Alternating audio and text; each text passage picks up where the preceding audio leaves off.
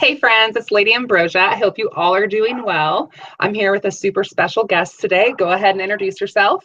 I'm Brittany from Sable and Blonde, and thank you all for joining me. And Lady Ambrosia, Yay! Yay! I'm so excited. I am too. I can't wait to discuss all sorts of good stuff. Oh no, I forgot to mute my end. Hold on. Okay, okay, we got it. I was hearing a playback and I forgot to mute my end of the thing. So sorry about that. All No right. problem. So I'm excited because we're going to be asking Brittany some questions and we're going to be getting to know her a little bit more and kind of what she's Putting about. me in the hot So, seat. are you ready to get grilled? Grill me. I can't promise you Okay. it'll be an interesting grill, but it'll be something. Well, to start with, why don't we talk about your channel? Kind of what's your channel about for the viewers who are watching who might not be familiar? Like, what kind of content do you create and tell us All about right. it? So, Witches, Sable and Blonde is a channel that I and my sister witch, Finn, have created to help branch out and reach other people and help, I guess, sort of educate and spread knowledge and give people some different little witchy ideas of things that they can do. Our name comes from a Stevie Nicks song. It's actually Sable on Blonde, and it's about learning your own identity and learning to live with yourself and, reaching out to others. And so we figured, that's something we've not really done with our witchy practice. So it kind of fit. And plus, my hair is sable and Finn's is blonde. So it made sense. Yes. And you guys, I did link their channel in the description. If you didn't get it when I interviewed Finn, go check it out either Please. during or after this video and check them out because they make some great, great stuff. So what part do you play kind of on that channel then? I've watched some of your Hmm. stuff and you make a lot of really great quality content about Artemis. So tell me about Yeah. that. Well, basically, my content on there is I kind of view myself as a little bit of humor relief in there sometimes when it gets too sarcastic, or not sarcastic. I'm sarcastic. But when it gets a little bit too serious, I kind of like throw in my little facial expressions, which I've been told are hilarious. But I kind of add You in, do. You do. I add in the certain aspects of like just a different perspective than Finn's. And with my thing with Artemis is kind of like I just wanted to share what she comes to me as and things, and just my path on the witch trail. So. And if you had to kind of, not that I'm a big label person, but I do Mm-hmm. think that we do have these labels to help us kind of express our views, our values, our beliefs. Right. So if you kind of had to hashtag yourself with certain types of labels that would explain to other people kind of your path and your practice, what labels do you think that you would choose for yourself? Probably hedge witch, because I know I'm not exactly the right definition of a hedge witch, but for me that's what I identify with. And I guess green witch too. It's kind of like I've blended those two together, and I'm a green hedge witch. And what Whenever, go ahead and define what hedge witchery and green witchery is to you. well, what it is to me is hedge witch. We work in the hedge. We talk about how it's like a border, or at least it is, in my opinion, a border between light and dark. Now, that's not evil and good.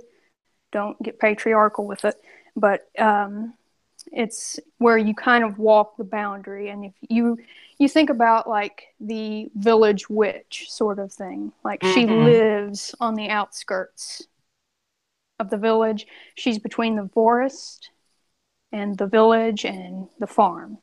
So it's about the boundaries and how those things, kind of lock together. And that's where I do a lot of my own spiritual work, is in a hedge. And you also grow a lot more weeds than you do flowers. Or the thing is that they say is a hedge witch grows more weeds than she pulls up. And that's kind of what I do. And, you find a remedy for things. There's a remedy for everything. I think that officially what I've seen is that you had they could like break a hex or something. Although I don't know that I'm qualified to do that, but that's sort of the things that they done, traditionally. And it also goes back with heredity, which I'm not a hereditary witch, at least not immediate in the family. But you work with finding remedies, I don't want to say cures, but you find a solution for something.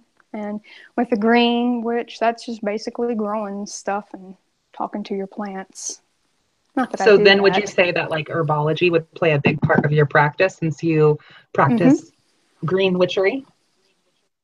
Yes, it does. I've kind of had a little bit of, when I was in high school, I worked with horticultural stuff. And so that kind of helped, strengthen that, my gardening skills, if you will. But other than that, the whole herbalism or herbalismo and stuff like that, and the, what is it called? I guess herbology is the best term for it. But, you find the remedy in a plant that's around you. So, and I grow them, and my flower bed is unsightly. It's a mess. Unsightly. It's like that for a reason, so nobody will get in it. Well, there you go. There you go. Pull up Tips my and weeds. tricks. Yeah. Put some venomous bugs in there. That gets people out of it. So what brought you to this path originally? Originally, what got me in, or at least interested in witchcraft as it is, was Finn had been dabbling in it. And of course, we are just like this, Finn and I are. And he would tell me stuff. He would, it would be like, oh, I done this and I done that. And at first, I was kind of like, oh, I don't know about that, just believing what he had seen in pop culture. And then it kind of started to wear on me, like, yeah, this looks pretty fun. And then, I found Artemis and all of that. And it just really took off from there. And with my experience with plants and my love of plants and all this stuff, it just seemed like an appropriate path for me to take to do the evergreen hedge witch. That's me. Evergreen Hedge Witch. I just made a new label. It's copyrighted and patented now. Nobody can have it. No one can have it. Pry it from my cold dead hands. So, okay. What was your first experience with kind of this archetype of the witch? Like, what is your earliest memory where you really understood what a witch was? Oh, And what was your experience like with that? that's a difficult one. I'll have to think about that. Like, was it a Out, cartoon or a character in a movie or someone you knew yeah. personally? Well, I guess really the first archetype outside of, like cartoons like with Witchy Poo and stuff, which, she's, pretty great, Witchy Poo is. I guess that would have really been introduced to me, with, just television and stuff. But I think what really got me thinking that, how it is. People view us as evil, like, how they are. And I guess from watching like A Haunting, A Haunting from the Discovery Channel. Well, Yes. they talk about how, like, oh, this woman was Wiccan and, look what happened to her. These fairies took over her room. And it's just like, well, throw some ammonia on the floor now and that'll get rid of them. But, you know, that's just, I mean, that's really what kind of got me thinking, oh, well, maybe, it puts some reservations in my mind about, what it is to be a witch. And when I really felt called to it, um, it was actually Hecate that called me. She didn't really call me as, hey, I'm your deity. She was like, you need to fess up and realize that you want to be a witch and you are a witch. You're already there. Just say it. And I did. And she left me alone since then. So that's really how I stumbled upon it. And then, Finn and I started discussing it. And pretty soon we were doing spells together. So that's how it worked for me. Well, I and it's answered so it. cute. Definitely, definitely. There's no wrong answers here at all. But Well, good. it's so cute seeing like on your guys' channel how you two interact. Like Yeah. as a viewer, of course I love the content too. Hmm. But it's something really unique because I don't really see very many other channels where there's, two witches in person, Yeah. kind of sharing this path and the craft and bouncing Yeah. ideas off of each other. So what has that been like, having someone so, close to you in a very intimate aspect of your spiritual life? How's that been? It has been very rewarding because, if you sometimes don't want to say your experiences, right? You kind of want to keep them to yourself, but being able to go up to Finn and say, "Oh, you'll never believe what Artemis just said to me," and he'll be like, "Oh, you'll never believe what Rhiannon just done," and we can bounce those ideas off of each other, like you said, and if anything, it's only brought us closer. Our spirituality has, and it plays off of each other. We were just discussing the other day how Finn is like Rhiannon and I'm like Artemis, and they seem to work in concert together very well. Well, and I was So. going to say too that I feel like a lot of witches I've met who kind of Mm, have the main or the main two kind of seem to favor, you know, yeah, aspects and personality traits of the deity that they feel drawn to. Have you noticed that right. as well? I have. Like I said in my, if you haven't seen it, the video where I say I had the call of the wild with Artemis. Well, it she's been there my entire life, period, and she never lets me forget it. But yeah, I have her archetype almost down to the letter, and I react to things the same way she does. So sometimes if somebody really does it with me or gets me mad, they're going to get it. They may not like it, but they're going to get it. And I don't like being like that, but I'm always like afterwards, I'm like, "You're such a jerk. Why did you do that?" And I was like, "Well, shouldn't have done it." But I think that it is a very interesting thing how people are drawn to that deity archetype that they have. And it's almost like the deity when they're born, they're like, "Oh, this one's mine," they Hmm. pick out that child, and that's how they are. Because, I think Finn has, I don't know if he mentioned it or not, but he's always had this like obsession with the moon and things and said, like the moon follows me and stuff, and the moon sees me everywhere that I am. And that was Rhiannon. And with me, I never wanted to be indoors, and I wasn't a very girly girl. In fact, I wasn't at all. I mean, that's not hard to tell, is it? I was quite a tomboy, and I never wanted to wear a dress, and I still don't want to wear a dress. That's how I am.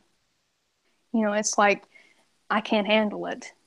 And I always had that independent streak in me, like I'm going to do whatever it is that I want to do, and nobody's going to tell me otherwise. And that's exactly what I do. So long as I don't break the law, of course, There and you end up in go. the who's. Just so long as I don't end up in the Hooskow, we're okay. So speaking of laws, do you personally have any sort of creed or boundaries that you kind of follow? Are those put in place by your personal values or your deities that you work with? Or what lines would you not cross? Uh, I would never personally do like a blood sacrifice. I would not do that for me, for my deity. I have even so much as with the other one that I don't think really people ever hear her name. And there's a reason for that because she doesn't want it to be heard, Britt. I actually gave the two of them an offering of my moon blood. I know that's kind of oversharing, but No, she please do overshare. Please she do. she was like, and she's one of these deities that she doesn't really want to be bothered or anything. It's not that she doesn't love you or anything, it's just how she is. And she very, very, very plainly pointed it out to me. She said, "I don't want that. It was just as easy for you to go downstairs and get honey and give it to me as opposed to that." And she's like, "I appreciate your dedication, but no more. You don't have to do that. You don't have to do that for me." And I don't know that it went over well or not with Artemis, but I know for sure that she was like, you never hurt yourself for me. But other than that, I will not hurt another animal. I won't do that. And I don't think that the mothers would be very happy with me if I'd done that, honestly. I don't think that they would ever ask me to sacrifice an animal to them. I won't do that. And other than that, I'm like, if it's a truly evil person, I'll hex the hell out of them. I don't care, because I don't believe in that bounce back sort of thing, how it comes back to you. It's just my opinion. But like petty stuff, I just don't worry about it. It's like, it's not worth my time, not worth my energy. So Right. other than that, I won't manipulate people. I won't try to manipulate people against their will, of course against their will, but I won't do that. And I don't really like the idea of, introducing chaos for my own gain. I don't like doing stuff like that. So I'm kind of like, I don't really love magic, of course, I don't really think I need it, but whatever. So that's kind of like my boundaries, if that answers it. Yeah, definitely. And remember too that all of this is us hearing and learning about your perspective. So, Mm-hmm. like I said, there's no right or wrong answers, and I'm genuinely interested in hearing what you believe and your opinions. Right. So, working with Artemis, Mm-hmm. would you consider yourself like, and you work with another deity as well. So, do Mm-hmm. you exclusively kind of work with one pantheon? Do you kind of work with goddesses from other pantheons? I almost exclusively, aside from Rhiannon, work with Greek. And the other one, she is ancient Cretan, so she's like right there with them, So I just mainly work with Artemis because the other one, she's like, unless, it's life or death or it's something you can't handle, you don't need me for it. You can do it yourself. Mm-hmm. You're strong enough to do it. But yeah, mainly it's Greek all the way through for me. And what I don't about, necessarily call, oh, sorry, go ahead. yeah, I don't really consider myself Hellenistic pagan. Is that it? Where, I Yeah. just I follow all the superstitions and stuff because I don't do that. But, anyways, But okay, so how about the divine masculine? Does that play a part for you, or is it mostly divine feminine focused? it's mostly divine feminine focus, but I got a good story that I don't really want to spoil because I might do a video on it. This past summer, I, for some reason, thought that my patron needed to be Apollo. And, once I started expressing that interest in him, he was fully on board. He was already, acting like a masculine version of Artemis, basically. It was like, oh, you don't have to worry about that. I've got it. I'll protect you. And he would even send I don't really want to say send, but it would be like I'd find crow feathers because, ravens and crows are sort of sacred to him. And mistletoe would just fall out of trees and stuff. And it was like, I want you to use this and things. And he was very playful as well. He actually took an earring out of my ear once. Good thing I caught it, otherwise I would have been upset because I was bent over in the flower bed. And that was really my only encounter with him. So here's where the meat and the potatoes of the story comes in. I was going to do a ritual for him on Litha. And I figured, it's the longest day of the year. What better to do than, do a ritual for Apollo? Well, it was going well. And then just like all this horrible stuff started happening. I couldn't light incense. I couldn't get it to stay lit. It wouldn't light. And every lighter that I tried to use, including a propane torch, would not light. And when it would, the flame would bend back and burn me, and I'd, throw the lighter a mile. And all the while, I was kind of like, I feel bad that I've left Artemis out. I, kind of felt like I cheated on her or something. And eventually there's a bee that was weak and, it couldn't, hardly move. And I was like, oh no. And so I was like throwing stuff and I Oh, ran in the house and, I got sugar water and I made it to it and, I revived it. And that was kind of like, you don't need to talk to my brother. I am your matron and your patron at the same time. You don't need him. And then after that day, I was like, done. Just done, period. And that was really my only run-in with the divine masculine. well, in that So, experience, that's so interesting because, we've had off-air conversations mm-hmm. about Artemis. And so Yeah. that's interesting that was the answer that you got, I think. Yeah. Well, she really didn't come out and say that. That's just the impression that I got. And she was like, well, that other one other one, there is a lot of speculation that she and the other matron that I have were in a relationship. I don't know. I leave that up to other people to decide for themselves. But, she was like, well, she's over here too. You can have her too. And I was like, well, fine. That's how it's going to be because Britt is very, very, very feminine as well. Where, as if you wanted to look at it in that light as a lesbian relationship, Artemis is the butch and Britt is the femme. So that's how I kind of see them. So that's why I have two matrons, I suppose. Well, and okay, so Cece in the live Mm-hmm. chat wants to know, what do you see as the lesson of Artemis? The lesson of Artemis. Well, previously, I think in her myth, the thing that you would take out of it, see, it just left my head. Well, I'll go ahead and say what I think her lesson is now. She wants you to become the most true version of yourself, unapologetically you, because that's how she is. That's how she works. Is she's unapologetically herself. She does, she follows her own path. And after you become or start working on that, it's like, she calls you to protect others, that can't protect themselves. So, like, anybody who is disenfranchised in any way, doesn't matter whether you agree with their viewpoints or not, she says, you have to be the one that does it because no one else will. And she also wants you to help enlighten other people, not necessarily to her stories or whatever, but she wants you to kind of set the example of what's morally and ethically sound, regardless of laws.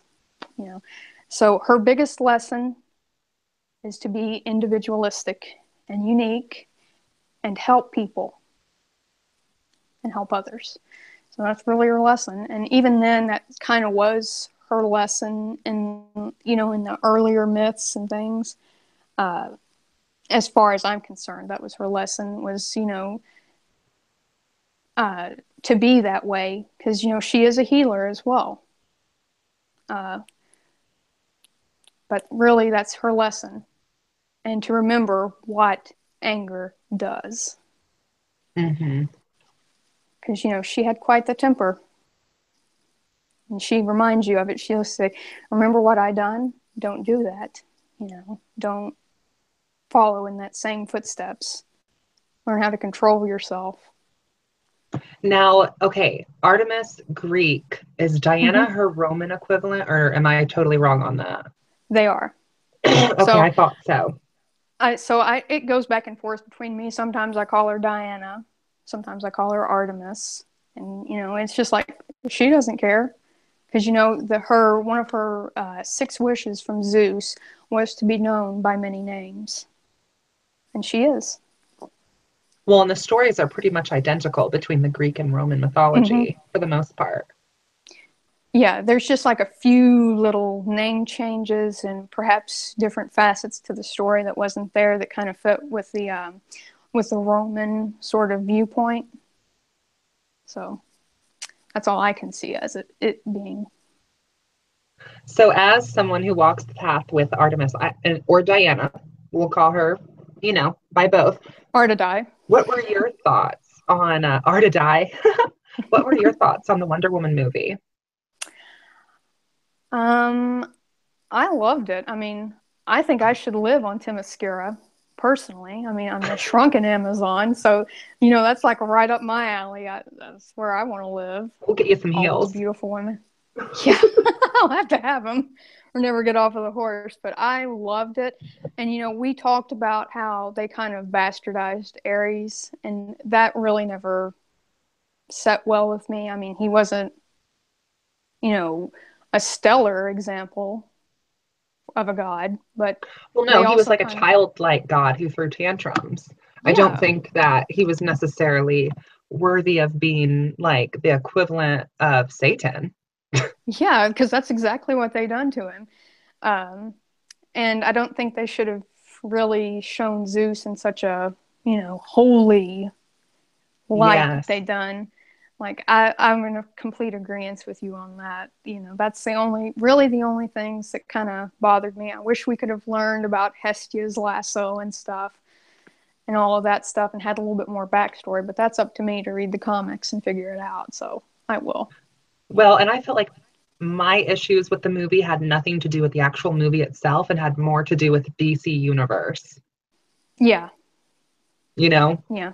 Hmm. Because that's really like what we're talking about with Zeus and Ares, that has to do with DC. That doesn't have to do with the director. The director was just sticking to Right. the script. And I Yes, thought the movie was exactly. very well produced. I Um, agree. and honestly, in the beginning, when there was that fight scene with all that women's empowerment, I'm not gonna lie, I cried. Yeah, I mean, when I watched it, I was like, "Oh, this is everything," I was just in love with the whole Themyscira thing and watching Diana take people down, especially with the name Diana. I think the movie is complete fan service to Artemis slash Diana. I think that's just like an altar to her. Right? Do you Yeah. own the movie? No, I do not. I I'm really actually don't surprised. watch. I actually don't watch a whole lot of TV or movies. I keep my nose in a book and things like that. But I willingly watched that one. I'll say that. Oh, I went to the theaters and I don't go to the movie theater and like pay to see new movies. I normally wait until Yeah, they come out. yeah, But that one, like I went the night it was released.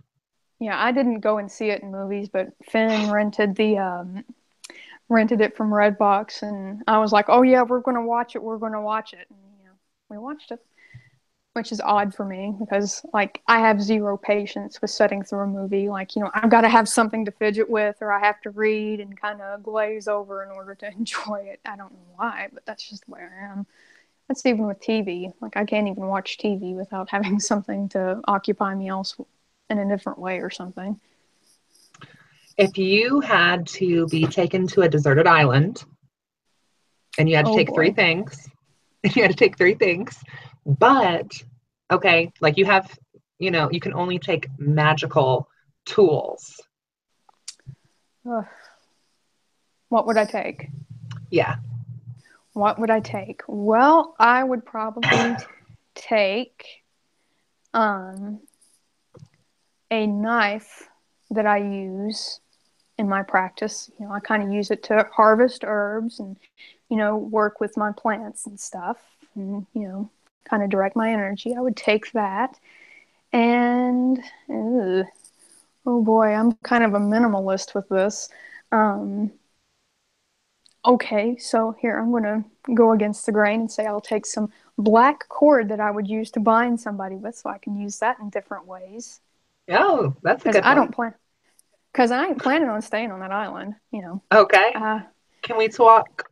yeah, really, I am not staying on that island. I'm planning on getting off, and maybe I can use that stuff to manifest myself off of the island. Let's see, a third item that I use in my magical practice, which is basically twigs and sticks and rocks and things that I found in the forest.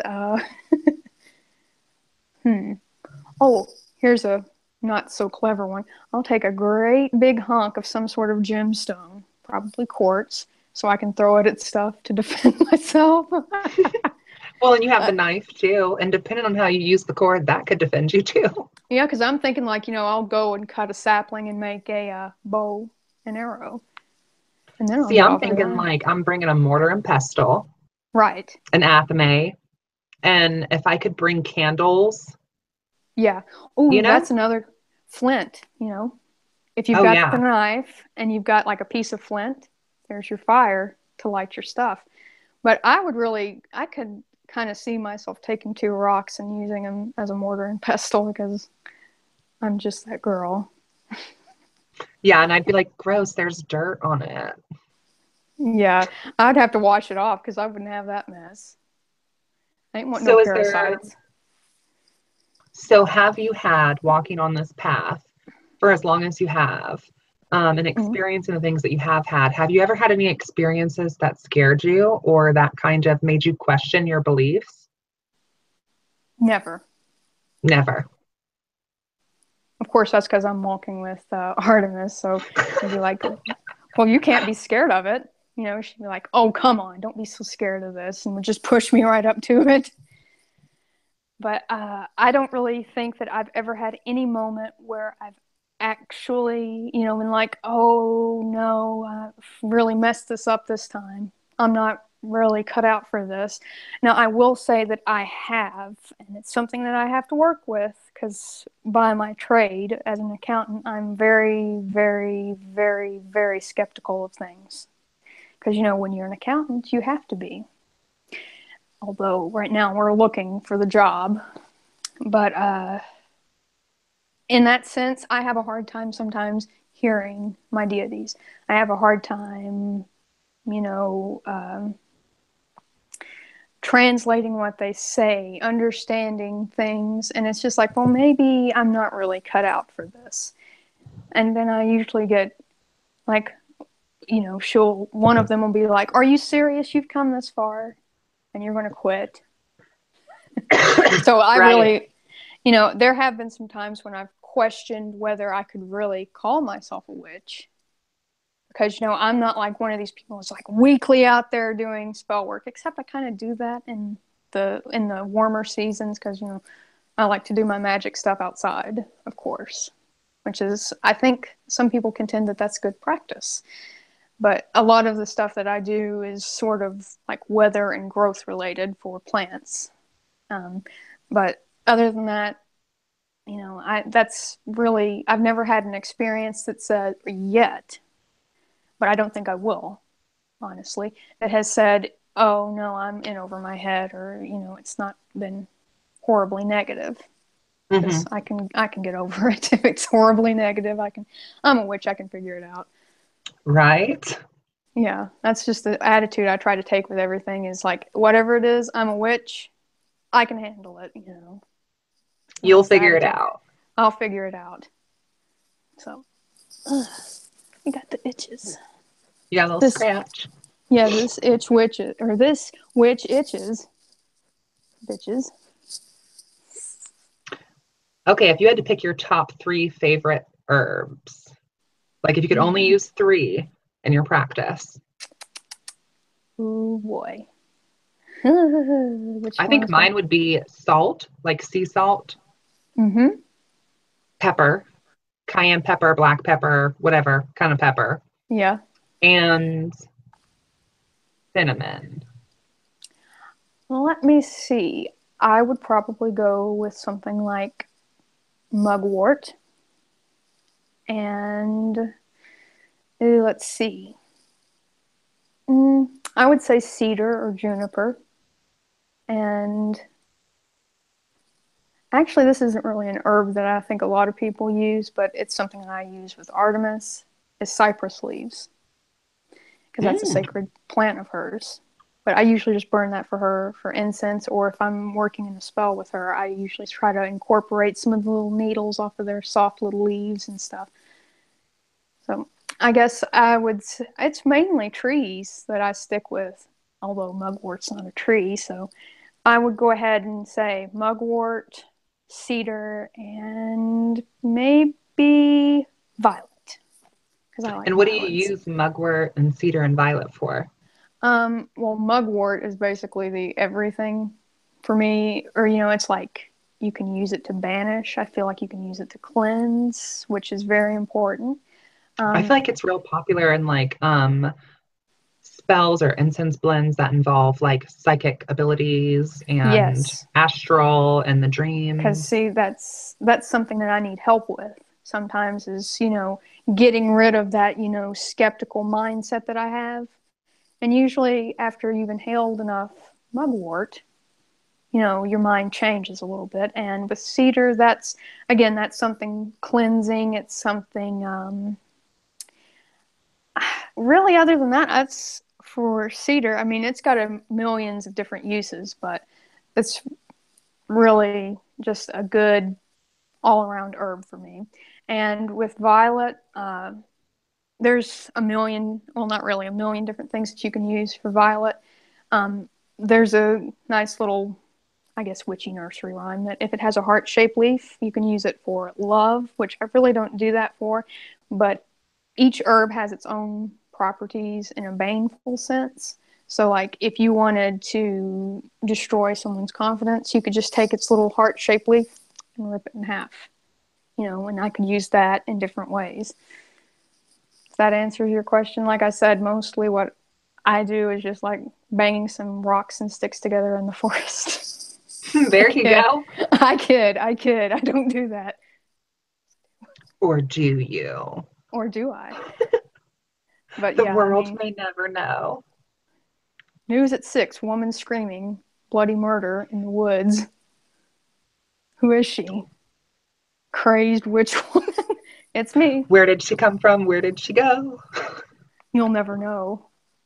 So, what misconceptions do you feel like, affect our community that if you had to kind of clear the air and you had to be the public spokesperson for the entire community? Oh, yeah. What misconceptions do you feel you would want to clear up? What would I want to clear up? Ooh, where do we start? The first one that I want to clear up is that we are not all evil. Now, I'm not saying that there's not bad witches, but I think for the grand majority of us, we are very good people, you know? And I guess that whole thing where we're demonized by perhaps other religions is something that I would want to clear up with them, that our walk of life is really not all that different from theirs, except we're not, it's kind of hard to describe what I'm trying to think of. We're not all that different. It's still, for some people, it's more of a hobby. For others, it's more of a spiritual path, And in the same way, you can see it in a church like that. If you think of like an organized religion, I would want to, tell them that we're not what you think we are. We're not, tree hugging, dirt worshiping hippies like they kind of think that we are, or we're not fanatics or weirdos and stuff like that. Because, like I said, you may never know if you're talking to a witch or not. And I think certainly some people that talk to me don't realize it because I don't necessarily present as that. So let's see. Is there anything? I'm sure there's tons more. I kind of Well, sidetracked I kind of feel myself. like people, they have a certain depiction of what a witch is, and they Yeah, forget like, that we're your waitresses and your doctors and your yeah, hairstylists and your mechanics and your babysitters and your nurses and exactly. your librarians, So your you never stay-at-home know. moms. Yeah, So exactly. they can't really pass judgment on us for being that way. And I also think that they don't really believe that we're a real thing, although they fear us, which is very questionable about whether or not you believe them or if you just fear them. Which I think some people should fear witches. And I mean, there's just a whole sort of misconception of what we are, that's perpetuated by pop culture, I think. Or in some cases, some pop culture that, we're like these demon spawns or whatever. I mean, yeah, you can make that argument for me, but I mean, for the most of you, no, you're not. So I mean, I just want to change. If it were up to me to like head up a change and stuff, I would want to show them what we are, and it's not what they think we are. We're not these evil, ugly women that kiss Satan's asshole, because we don't do that. I wouldn't do it. And, and I think that's sort of the whole witch hunt perspective and Puritan perspective that is still an indelible mark upon society, not just in the US, but in other Western countries, I think. How has your experience been like in your local community? With being a witch? Oh, they don't Mm-hmm. know. They don't know, and I don't want them to know, because honestly, around here, just being out of the closet is enough reason for you to kind of get it.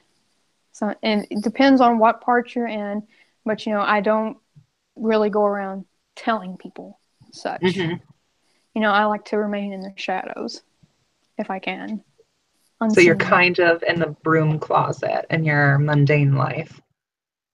In my mundane life, yes, I am, but in most aspects, I'm really not, because, I don't get on Facebook at all. Have you seen a post from me yet? In the short time that we've been friends? No, No, I can't say I have. no. Like I limit how much I say, but on other social media, it's just like it's out there. I am a witch, and you better watch out. You better witch out. So, other than that, like I just watch who I say it to and what connections they might have to the ultra Southern Baptist parents that I and Finn have. And it's just like, we don't want that.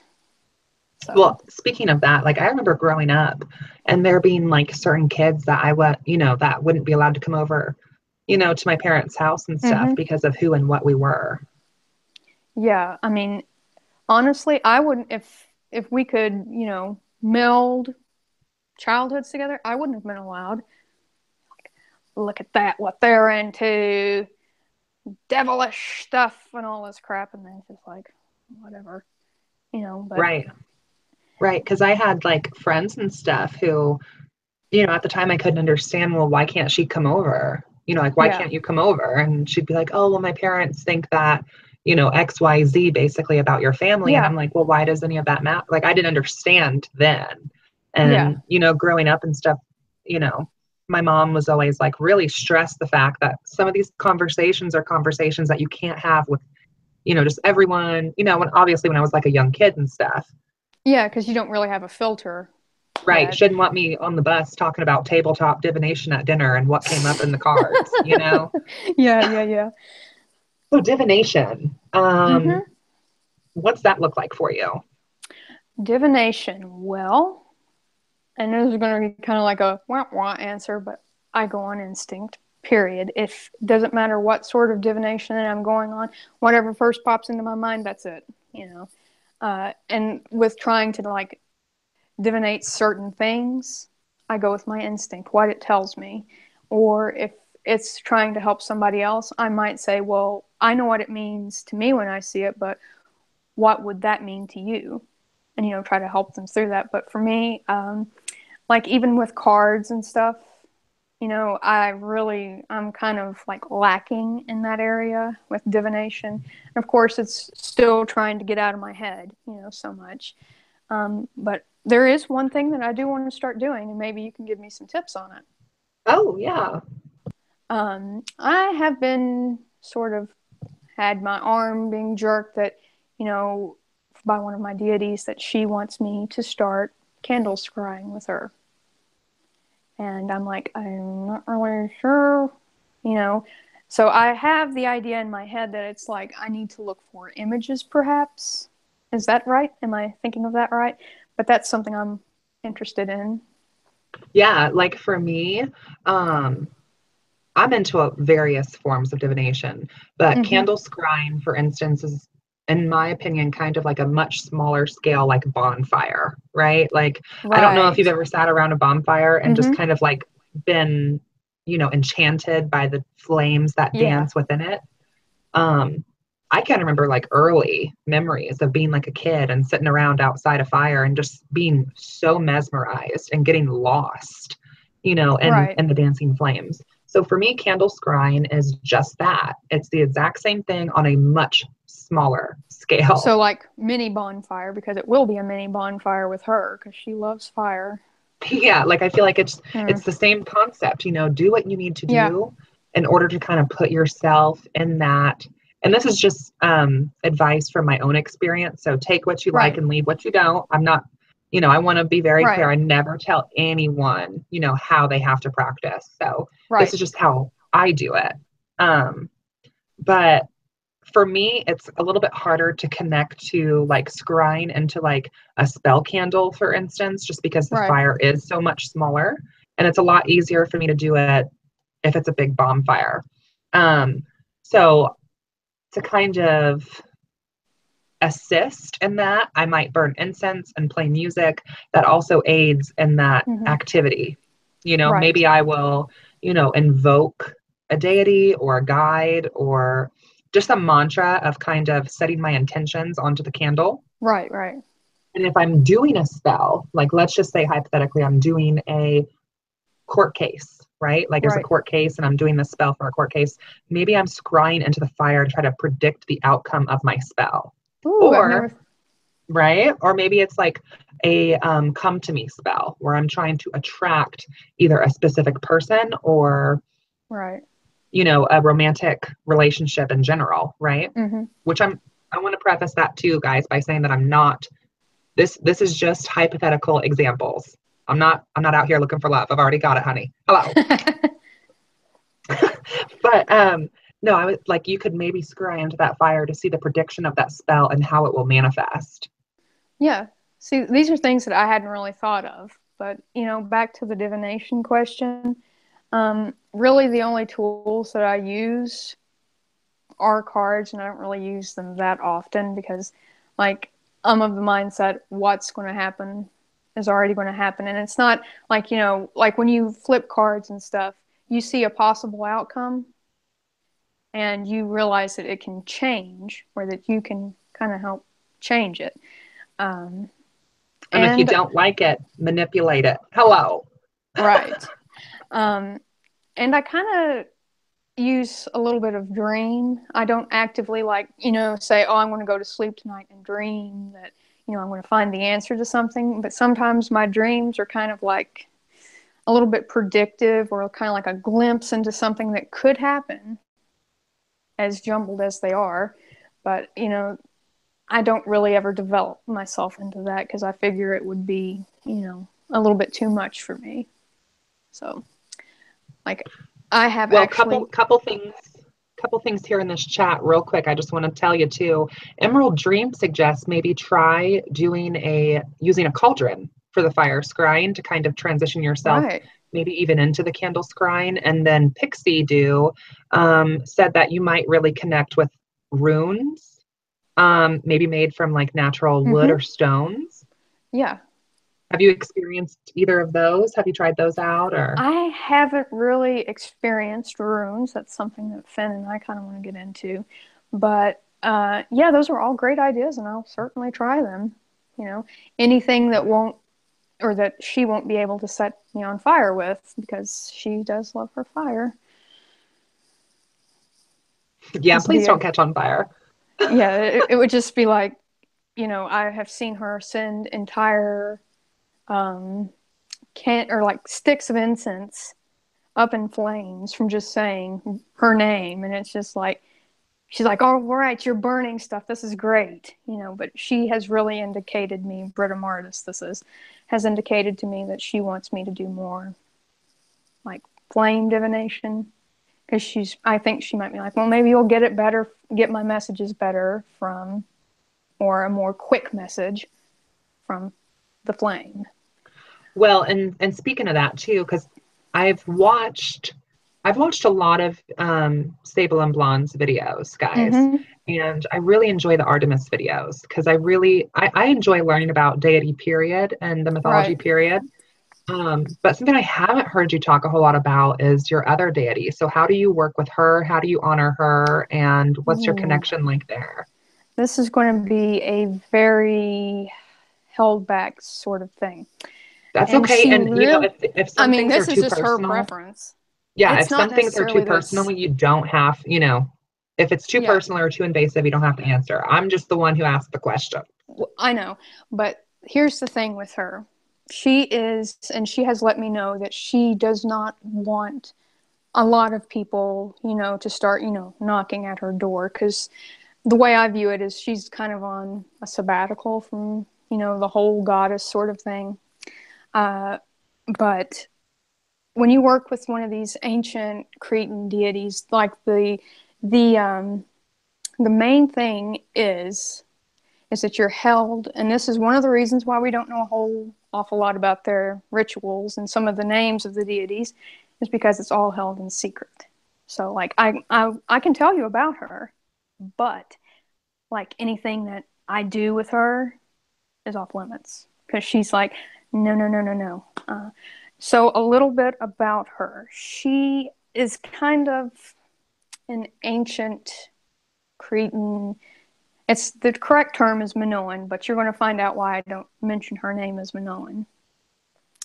She originally was thought to have been, and in my opinion, she was like an omni goddess, if you will. She was the goddess of everything. And some scholars contend that the ideas of our Greek goddesses were splintered from her.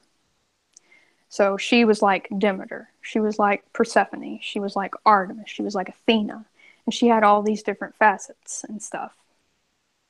And she was widely worshipped, and a lot of people say that she was the most powerful deity during the time period that she came from in Crete. And I will say that, given how strongly she comes on, yeah, I can believe it.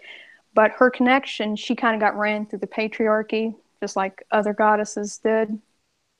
And she was reduced to something of a just basically a Oread nymph, a hunting nymph.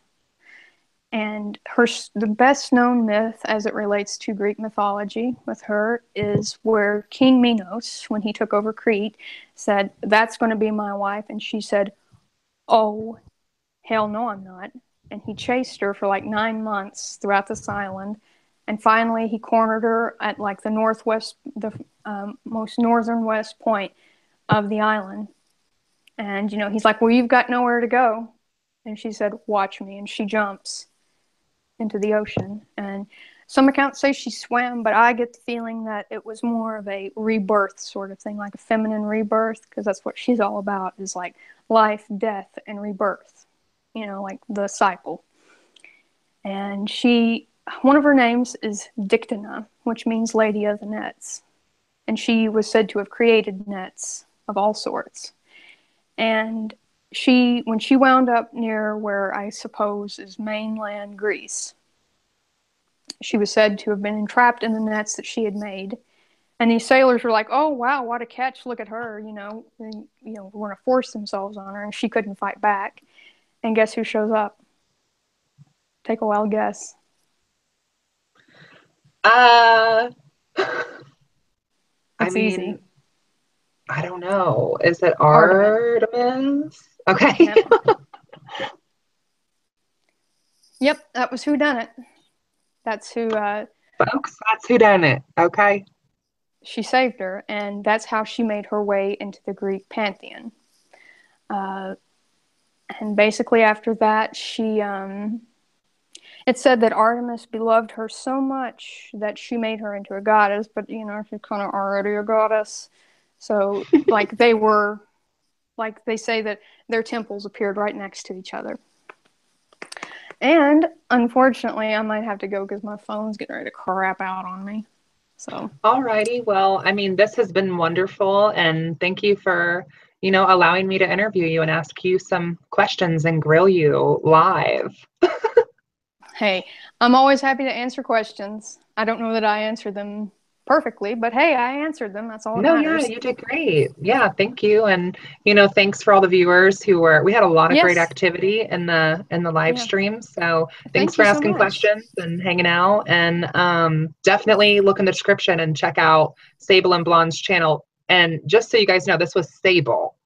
Brittany is Sable. Sable from Sable and Blonde because That's my hair she's the color. brunette. Yes. So, all right. Well, thank you so much. And I look forward to talking with you later. All right. Thank you so much for Bye, having me. chat. Bye, chat.